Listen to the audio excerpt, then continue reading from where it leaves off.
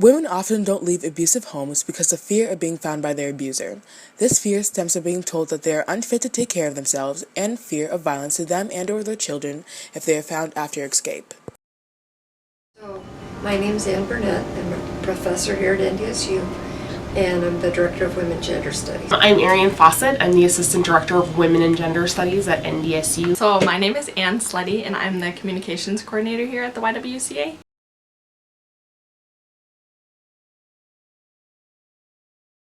I'm here for students that want to come in and talk.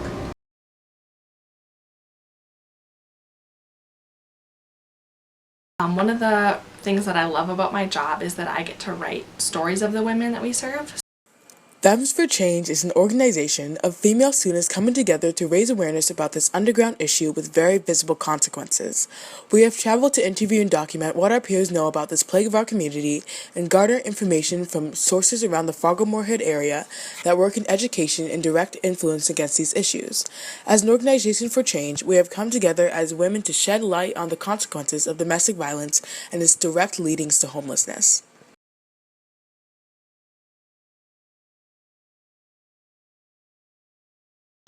I survived, and as a survivor, I feel like I've got to do what I can to help other people. I have to. I have to.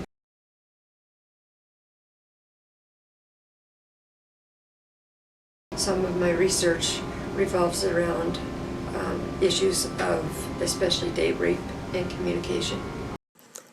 According to a report by Dr. Ann Burnett and Dr. David H. Call, a rape occurs every 2 minutes, 30 rapes an hour, 720 rapes a day, 5,040 rapes a week, 262,800 rapes a year, which corresponds with the recorded 321,500 rapes of the general public over 12 years of age, 2013. So part of my role is I feel like I get to tell the community about the work that we do, and I get to share the amazing stories of transformation of the women we serve. So I love that part of my job. Reasons why abuse begins and its pervasiveness stems in the way the abuser cuts off the victim from close connections to others. Isolation is a weapon to lessen the chance of a victim's success after leaving the abuser. Abusers cut off financial and social outlets to prevent the victim from being able to acclimate to the outside world. We help empower victims by giving them resources and support outside the homes of their abusers. Our focus is on empowerment, and so how can we, help women gain confidence as they're rebuilding from trauma and crisis. And so each woman within her first few days of coming to our shelter meets with an advocate, and her advocate walks alongside her on her journey to independence. They meet with her regularly, and they talk about her goals. They talk about things that she's still working to overcome, and they truly work with her to empower her as she's working to rebuild. Women in abusive domestic situations face uncertainty regarding housing if they were to flee from their abuser. Most people are fortunate enough to not have to worry about having a safe place to go home to, or even a house at all. This is one that's provided, but I think that we need more of would be housing. There's a shortage of housing, affordable housing in our area, and we have a supportive housing program at the YWCA, and so women who apply, we can't accept everybody, but those we can accept are in our transitional housing program, and they get the same supports that those women at our shelter do. So they still have the encouragement and support of their advocate. They have access to our education and employment classes, and they have that support, and so that really, really helps as they're rebuilding their lives. And so I think affordable housing, it's a proven solution to breaking the cycles of homelessness, and so I think that that's something that we still have a lot of work to do on in our community.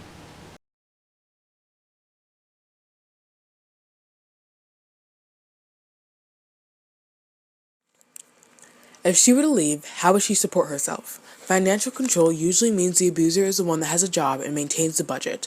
They often do not allow the victim to leave the house to work, and that makes job searching incredibly difficult. The level of economic independence is a major factor in the decision of staying or leaving their partner. In your opinion, what causes women to stay with their abusers? There are a lot of reasons, and That's a good question, because that's one of the things people often say is, if he's that bad, why would you stay?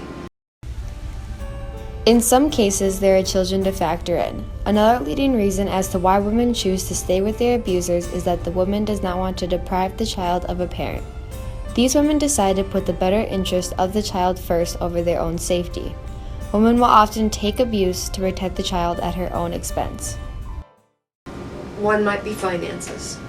You can't afford to leave.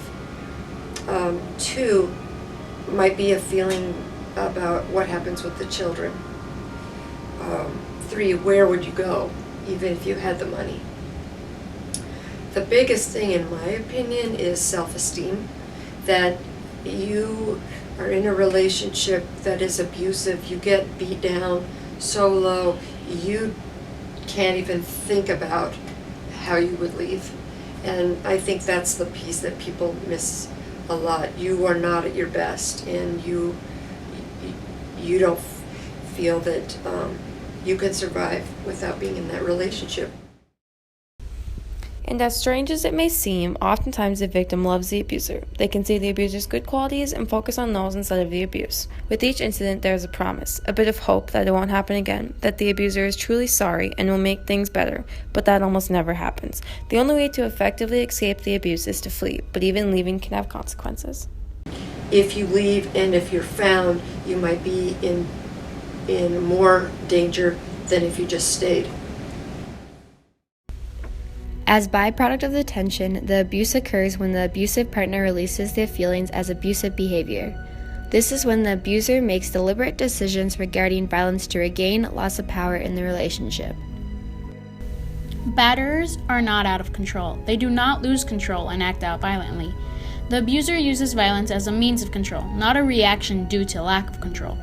Abusers are completely responsible for their actions. The use of alcohol and drugs has little evidence to support its claims as a cause of domestic violence. Similarly, many people who misuse alcohol and other substances do not abuse their partners. And I think it's primarily the domestic abuse that leads to homelessness.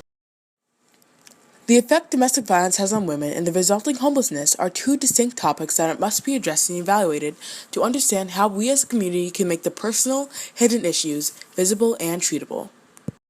Or let's talk about a family where the male is the main breadwinner and he's the abuser.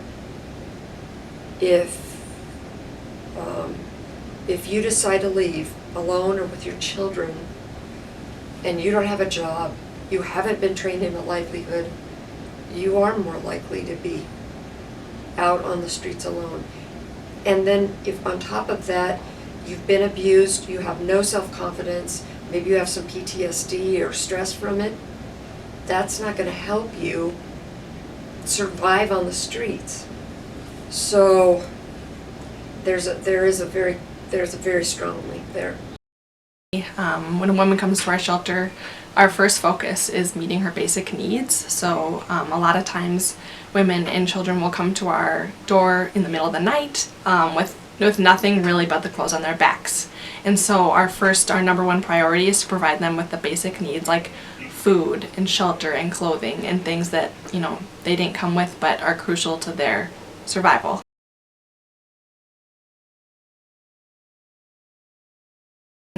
The majority of women that we serve are coming from abusive relationships. And we understand the trauma associated with that.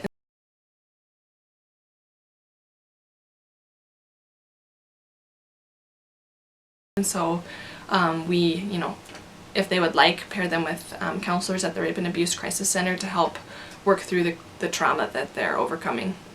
In 2015, North Dakota had a record-breaking year with 5,356 new victims who received assistance from a crisis intervention center. North Dakota is on track to serve another record-breaking number of victims as of December 2016. An astounding 93% of domestic violence victims are women. Last year we served more women and children than we ever have in our 110-year history in Fargo-Moorhead. So we served over 1,500 women and children, and we're on track to serve probably a greater amount this year, which we say that it's a record we don't want to break. It's we'll probably have another record-breaking year, but that's not something that we want. This is a documentary for a high school class. Is there anything you wish to say to them or want them to know? Yeah, take gender studies in college. I mean, seriously, it's going to be the place where you're going to learn about things like institutions, how that works, how to get out of tough situations, and understanding just really unique and intricate ways that we walk throughout life. I would say that, organizations like the YWCA, we couldn't run without, people who are interested in investing in our mission, and those, from volunteering to, coming and talking to us like this. You help spread the word of hope and safety to, the families that we serve and to families across the community. So it's really important, and thank you.